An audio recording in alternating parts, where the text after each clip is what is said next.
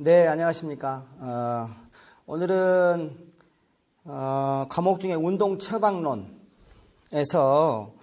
우리 비만과 운동 처방이라는 주제로 강의를 하겠습니다.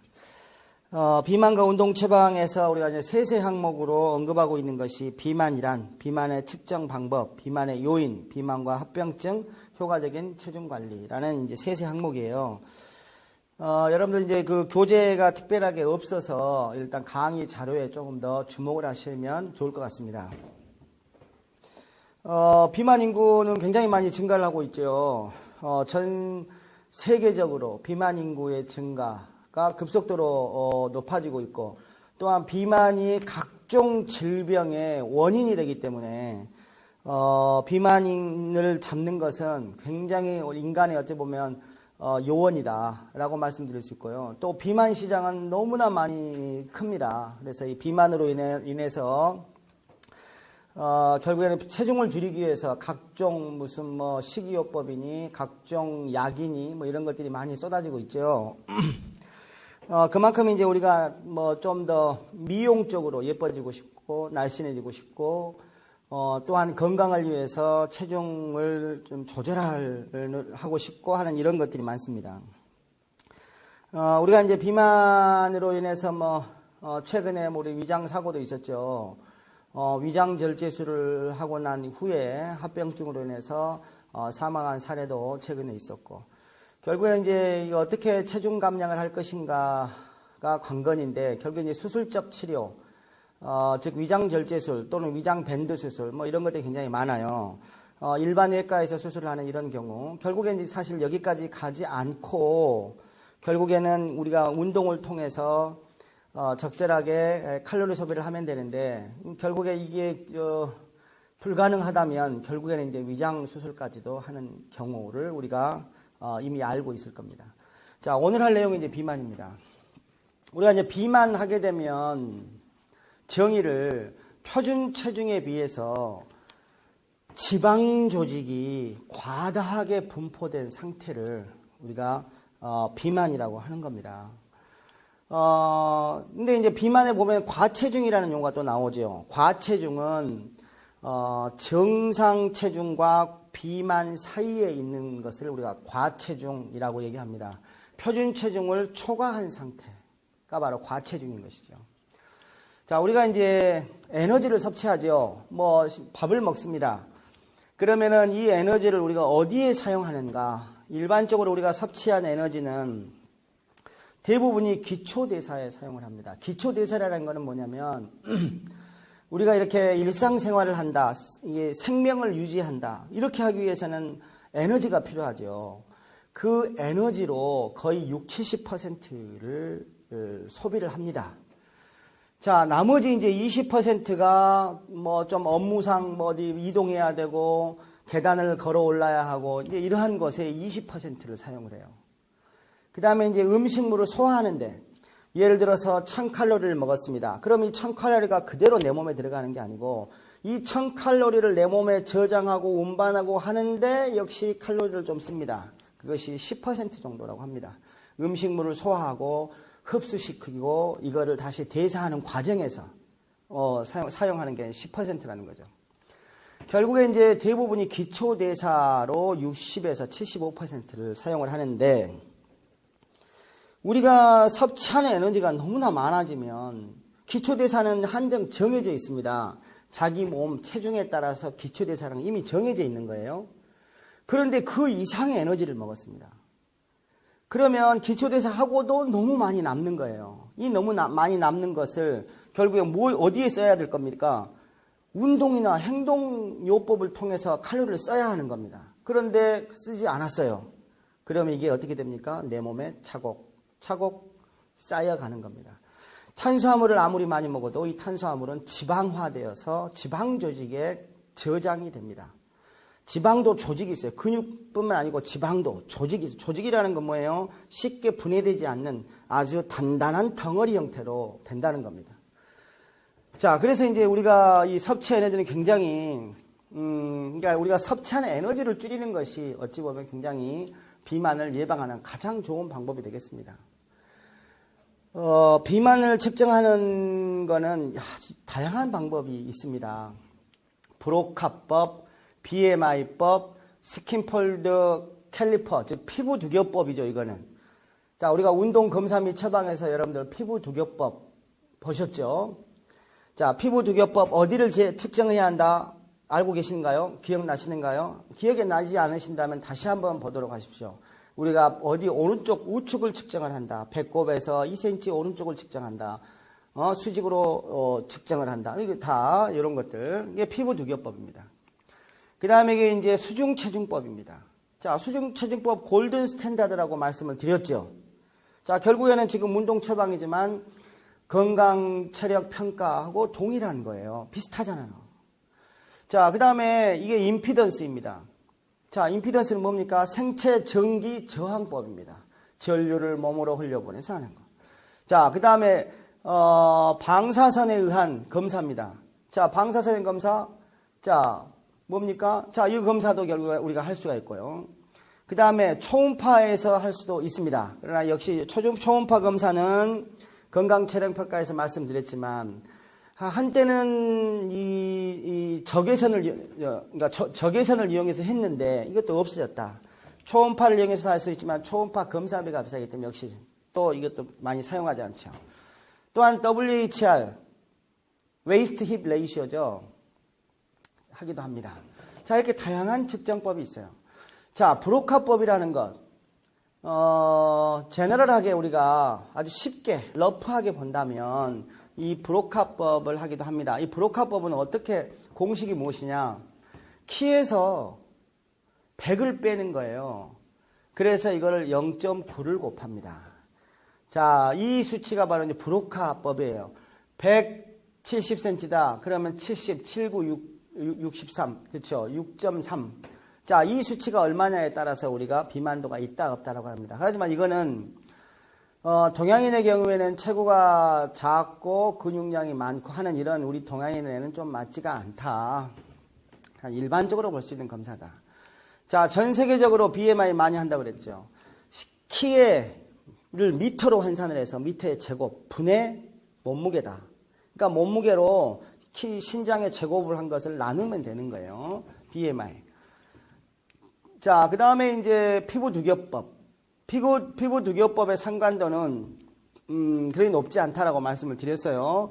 검사자의 테크닉이 굉장히 중요하다. 자, 여기에서 보니까 측정 부위가 남자의 경우에는 가슴 복부. 자, 이 피부 두겹법은요. 측정하는 부위가 있었죠. 측정하는 부위가 있는데 이게 뭐 3점법, 5점법, 7점법 이렇게 나갑니다. 자, 검사 항목에 여러 부위가 있었잖아요. 가슴도 있었고, 견갑골도 있었고, 복부도 있고, 대퇴도 있고, 이두근도 있고, 삼두근도 있고, 많잖아요. 자, 그 중에서 어느 부위를 측정하느냐. 일반적으로 우리가 3점법을 많이 씁니다. 3점법. 3점법이라는 거는 세 부위의 피부 두겹을 측정을 한다 이런 거예요. 이 세 부위의 측정치를 공식에 집어넣는 겁니다. 공식에 집어넣으면 그러면 뭐가 나오느냐? 체지방이 나오는 거예요. 남성의 3점법 부위는 알고 계셔야 합니다. 가슴, 복부, 대퇴입니다. 자, 가슴 뭐였습니까? 유두하고 전 애과선의 2분의 1이었죠. 이 부위, 사선으로 잡는다 그랬죠. 자, 복부는 어디였습니까? 오른쪽 배꼽의 우측 2cm 부위를 수직으로 잡는다고 그랬습니다. 자, 그 다음에 대퇴는 어디입니까? 자, 겨드랑이, 사타구니 선하고 무릎하고 사이의 2분의 1을 수직으로 잡습니다. 자, 요 세 부위를 측정을 해서 그 측정한 값을 공식에 대입을 하면 그러면 남성의 체지방을 산출할 수가 있습니다. 그에 반해서 여성의 경우에는 부위가 다릅니다. 삼두근. 자, 삼두 여기죠. 팔꿈치하고 견봉점하고 사이의 2분의 1 지점. 상장골 어디였습니까? 자, 상장골 윗부분하고 전해과선 수직으로 만나는 점이었습니다. 사선으로 잡습니다. 대퇴 세 부위입니다. 자, 남성의 부위와 여성의 부위를 기억을 해 놓으시기 바랍니다. 3점법 가장 많이 사용하는 피부 두겹법의 측정 부위입니다. 아시겠죠? 중요합니다. 중요합니다. 대체로 보게 되면 남성의 경우에 가슴, 복부, 대퇴, 체지방이 많아요. 여성의 경우는 삼두, 상장골, 그 다음에 대퇴에 많아요. 여성의 경우 배가 쑥 나온 경우는 많지 않습니다. 옆구리살이 많다는 거죠. 허벅, 대퇴부 살 많습니다. 삼두 살 많습니다. 많은 부위를 측정하는 거예요. 남성은 옆구리보다는 앞쪽 배가 많이 나와요. 그래서 배를 측정한다. 측정 부위 기억하시기 바랍니다. 자, 이제 초음파를 통해서만 할 수도 있지만 많이 시행하지 않기 때문에 넘어가겠습니다. 단층 촬영. 단층 촬영은 우리가 CT를 생각하시면 됩니다. CT 검사는 이제 컴퓨터 촬영인데 이 검사는 언제 하느냐? 내장 지방을 볼 때 CT 검사를 합니다. 우리가 내장 지방까지는 알 수가 없잖아요. 단순하게 그냥 WHR 해서 남성 0.9, 여성 0.85, 그거보다 많으면 복부 지방입니다. 배가 나왔습니다. 라고 얘기할 수 있지만 구체적으로 얼마나 나왔는지, 얼마만큼에 있는지는 모르잖아요. 그래서 그걸 볼 때는 우리가 복부 CT 촬영을 합니다. 그 다음에 이제 MRI로도 본다고는 합니다. 그러나 MRI 자체가 너무 고가이기 때문에 MRI로는 잘 검사를 하지 않습니다. 자, 임피던스, 체내 전기 신호를 주어서 이게 얼마만큼 나오는가 이걸 본다 그랬죠. 그래서 임피던스는 상관도가 좀 더 높죠. 그 다음에 이제 적외선 측정이 있지만 역시 많이 시행하지 않는다라고 말씀을 드렸습니다. 자, 체지방의 기준은 이렇습니다. 자, 체지방의 기준은 BMI하고 약간 달라요. BMI는 신장과 체중을 이용해서 검사하는 거잖아요. 자, 거기에서는 우리가 BMI가 25가 넘어가면 과체중이었습니다. 30이 넘어가면 뭐였습니까? 비만, 1도 비만이었죠. 35가 되면 2도 비만이었죠. 40이 되면 3도 비만이었습니다. 그건 BMI 기준이고, 자, 이거는 뭐냐면 임피던스에 의한 기준입니다. 임피던스에 의하면 남성의 경우에는 15에서 20을 정상이라 합니다. 여성은 20에서 25가 정상입니다. 자, 비만은 남성의 경우에는 25%입니다. 임피던스 체지방에 의한 기준인 거예요. 자, 여성의 경우는 30이 경도 비만입니다. 1도죠. 자, 중도 비만은 남성이 30, 여성이 35. 고도 비만은 남성이 35, 여성이 40이 되겠습니다. 그래서 우리가 정상, 자, BMI에 대한 정상과 이게 임피던스에 의한 정상은 다르다. 그래서 문제가 나오면 이게 BMI 기준을 얘기하는 건지 임피던스에 의한 건지 요거를 좀 구분하셔야 돼요. 이건 임피던스뿐만 아니고 피부두교법에도 이 기준이 적용이 됩니다. 대부분 BMI를 제외한 나머지는 다 이것이 바로 기준이 되겠습니다. 자, 비만. 비만이 이제 이렇게 측정을 여러 개 하는데요. 자, 비만이 되는 과정을 보게 되면 인풋과 아웃풋이잖아요. 들어온 양이 많은데 나가는 양이 적다. 그러면 들어오는 에너지가 어디에 쌓이느냐? 저장이 된다는 거죠. 결국에는 탄수화물을 아무리 많이 먹어도 탄수화물은 우리가 에너지를 쓰고 나면 그 다음에는 이게 탄수화물로 저장이 되지 않아요. 지방화돼서 저장이 된다. 결국에는 지방이 과잉 섭취하게 되면 이게 지방으로 축적이 되는 거예요. 쌓여가는 겁니다. 자, 이런 지방세포가 응집을 하게 되면 결국에는 뭐가 되느냐? 지방의 이동 통로는요, 림프관이에요. 림프관. 정맥혈관하고 같이 옆으로 평행하게 가는 게 림프관입니다. 림프관에는 지질이 흐르는 통로입니다. 지방이 흐르는 통로. 또 하나가 호르몬이 흐르는 통로예요. 그런데 너무나 이게 지방이 많이 쌓이면 어떻게 됩니까? 이 림프관이 좁아지겠죠. 자, 이 림프관이 좁아지면 어떻게 되느냐? 혈류 장애가 통하는 그 장애에 문제가 발생을 하겠죠. 자, 지방세포가 너무 덩어리가 되지면, 응집이 되게 되면 일단 지방에서 나오는 호르몬들이 대사장애가 발생합니다. 자, 지방에서도 지방이 에너지원이잖아요. 주된 에너지원은 사실은 지방입니다. 탄수화물은 당장에 꺼내 쓰기 쉬운 에너지원이고, 우리가 에너지원 하면 그렇잖아요. 탄수화물, 지방, 단백질이 있는데 에너지원에 가장 내가 빨리 운동을 하는데 가장 빨리 꺼내 쓸 수 있는 에너지원은 탄수화물인 거예요. 자, 그런데 이 지방을 에너지로 쓰려고 하면 이 지방은 예열되는 시간이 필요합니다. 당장 5분 내에 끝나는 운동은 지방을 에너지원으로 쓰질 않습니다. 결국엔 10분 이상이 지나야 이제 그때서야 지방이 동원되는 거예요. 그러니까 단발성의 운동은 도움이 안 되는 겁니다. 지방을 쓰지 않는다는 거죠. 결국에는 지방을 써야 하는데 지방세포가 너무나 덩어리져 있으면 얘를 덩어리진 거를 말랑말랑 녹여야 이거를 쓰는 겁니다. 결국에는 응집이 되면 지방이 대사가 안 되는 거예요. 지방이 대사가 안 되는데 어떻게 지방을 에너지원으로 우리가 사용을 하겠습니까? 불가능하죠. 자, 결국에 이 지방 대사가 장애가 되면 어떻게 되느냐? 셀룰라이트가 형성이 됩니다. 셀룰라이트란 건 뭐예요? 지방의 덩어리입니다. 지방의 덩어리. 지방에도 많은 혈관들이 있죠. 이 혈관들이 응집이 돼서 단단한 돌처럼 덩어리를 형성하고 있는 거예요. 가끔 여러분들 병원에 가시면 셀룰라이트 모형 해가지고 딱 이게 당신의 지방입니다 라고 나오죠. 1kg가 어느 정도입니까? 이따만 하죠. 이게 1kg입니다. 굉장히 부피가 큰데 키로수는 얼마 안 나가는 거예요. 이런 셀룰라이트, 이 셀룰라이트라는 건 벌써 지방에 이 덩어리져 있는 겁니다.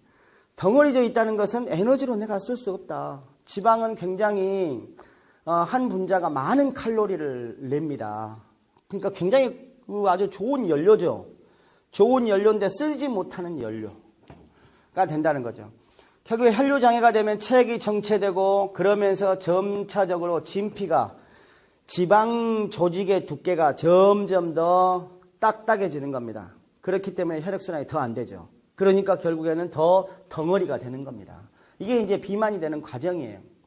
단순하게 과잉 칼로리를 섭취를 했을 뿐인데 결국에는 내 몸에서는 지방이 덩어리가 돼서 사용하지 못하는 덩어리가 있다. 결국에 운동해도 이 셀룰라이트가 되면 잘 안 빠집니다. 덩어리가 돼 있고 이미 혈관이 안 들어가 있기 때문에 에너지를 갖다 꺼내 쓸 수 없잖아요. 연료를 꺼내 쓸 수 없는 상태에서 얘가 더 이상 내 연료가 안 되는데 부담만 되는 거예요. 덩어리채 있는 겁니다. 운동해도 이거는 안 빠집니다. 요 전에 빼야 됩니다. 이미 셀룰라이트가 형성돼서는 내가 아무리 녹다운되는 운동을 하더라도 그 셀룰라이트를 다시 연료로 쓰는 건 불가능하다. 결국에 뭡니까? 그럼 수술해서 빼야 되겠네. 그죠? 자, 아무튼 셀룰라이트까지 가서는 안 되겠다. 우리가 쉽게 셀룰라이트는 어떻게 육안으로 관찰하느냐. 피부를 보면 피부가 매끈하지 않고 울퉁불퉁한 경우를 아마 여러분들 가끔 보실 수가 있어요. 또는 몸을 봤을 때는 특히나 복부 쪽이 더 그렇죠. 팔다리는 그나마 우리가 활동을 하잖아요. 복부는 밥 먹고 가만히 앉아있으면 모든 것이 다 활동하지 않는 복부 쪽에 쌓이게 됩니다. 그래서 배를 딱 벗겨놓고 보면 배가 울퉁불퉁 하는 걸 많이, 이게 뭡니까? 그게 바로 셀룰라이트화 되는 과정입니다. 덩어리 되는 과정. 안 빠진다는 거예요, 잘.